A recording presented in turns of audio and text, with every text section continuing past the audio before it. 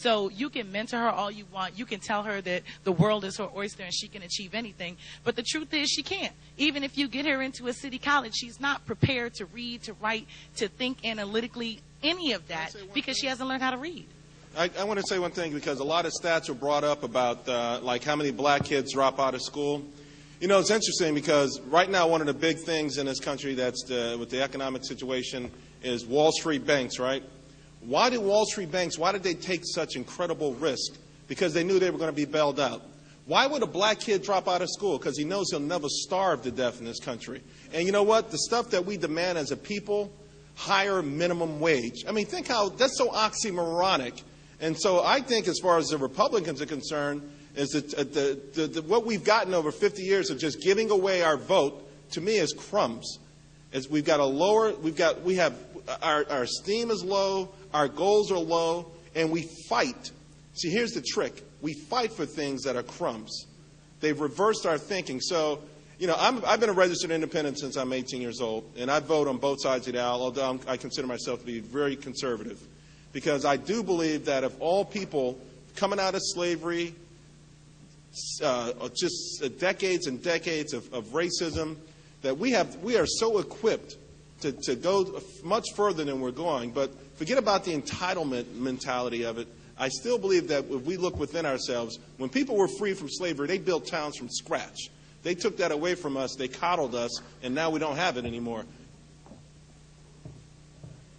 Okay, let's go to another question. We've got 5 minutes left in our Q&A, so I'm going to move to kind of more of a lightning round. Question, answer, one rebuttal. Let's go. Okay, let's go right to the question. I know everybody wants to introduce themselves. Let's go to I'm a Tea Party leader, as you know, and I'm privileged to be here. Thank you, David. The question is this. Education and tax credits. These are things that I think the Tea Parties and grassroots could agree on. Is there a way that we can come together on this and promote this in the black community, Hispanic community, in fact, all the communities? Well, I'd like to think that there's no issue that we can't come together on and agree and at some point come to a sensible solution. Now, there's some things that are just ideologically irreconcilable, and we have to concede that point at some moment. We need to at least address this stuff. I think one thing we need to do on the education side of things is think about perhaps the most, to me, ineffective public policy toward educational advancement for the nation over the last decade or 2 decades really has been No Child Left Behind. I think that perhaps Tea Partiers and certainly grassroots activists could agree that No Child Left Behind is not the best way to ensure educational achievement. It has a narrow view of educational success. It has a very particular way of being punitive towards school failure. It has a very particular idea of what counts, and it's really working away from the broader interest, not just of the nation, but our ability to compete on a global marketplace. So I think we should start at the level of public policy and say, what would it mean to tear down NCLB and start over and begin to imagine? There are a whole lot of black folk. I happen to be in the minority on this issue, but there are a whole lot of black folk that support school vouchers, a whole lot of black folk that support school choice options. I'm not one of them, but there are a whole lot who do. And if they were to come together and meet with people who are on the other side of the aisle, in terms of how they vote, we might be able to produce a very interesting type of public policy that would allow a whole range of options. Let's go to that side of the room for another question. Hello, everyone. My name is Leah Ian White. I'm a writer for hiphoprepublican.com. My question is really directed towards Charles, but I do have to say to you, Mark, private school saved my life. Saved my life. I wouldn't be where I am if it weren't for a private education. To Charles, because you really gave a very poignant point on social issues and about the presence of, black males in the home.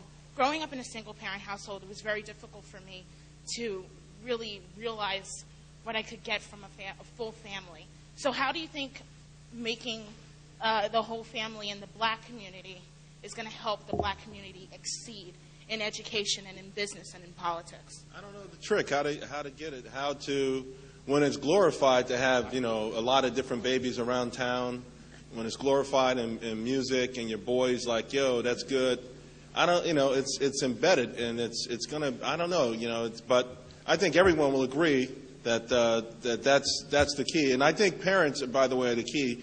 I don't care what kind of school you go to. If your mother or father is not helping with your homework, you're gonna have some trouble. You're gonna have a problem. Can I just want 2 seconds because Let's go David and then Jenks. Yeah. And I know this is I'm in the middle of this, man. All right, go. Yeah. Do you know? I want you to. If you don't know this gentleman, you should Google him. His name is Wes Moore. And Wes Moore grew up in Baltimore, lost his father, and just got off on the wrong track. And his mother wound up sending him to a military school. He ran away from there several times. They couldn't even do anything with him. But ultimately, his mother was able to find that mentor that he needed, that father figure in his life that changed his life. It's so impactful. Wes wound up graduating top of his class at Johns Hopkins University and went off and became a Rhodes Scholar. On the day that they announced that he was receiving his Rhodes Scholarship, Baltimore City Sun ran a story about another young man, same age, same neighborhood, and the same name, Wes Moore, who was being sentenced to life in prison without the possibility of parole for killing a Baltimore police officer.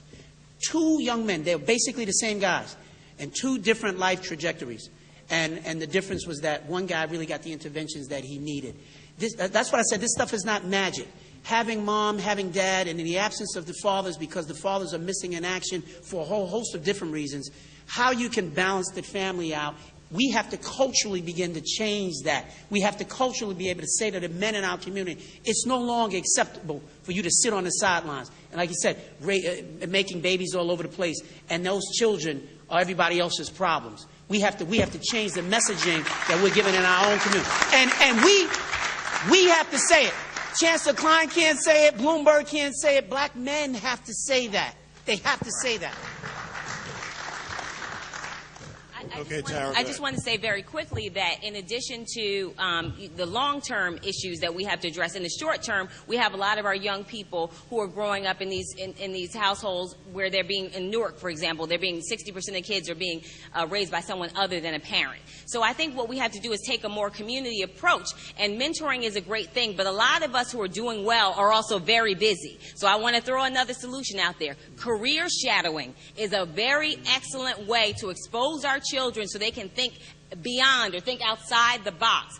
We have Take Our Daughters to Work Day in most states. We need to have a day where we're bringing young people, all of us, taking a young person, very young, so they can see it early, what they can achieve if they work hard. Our positive messages and our influence has to be just as strong as the negative messages are. And right now, the negative messages are stronger. So all of us need to commit to doing that. Take somebody to work with you. That's a simple thing you can do very easily and open somebody's eyes. Thank you, Tara. Dr. Mark Lamont Hill. Jenks Morton. Dr. Banks, Eagle Academy. Stand up, boys. Let everybody see you.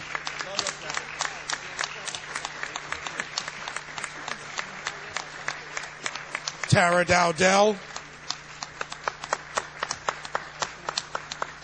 And Charles Payne, thank you for your time.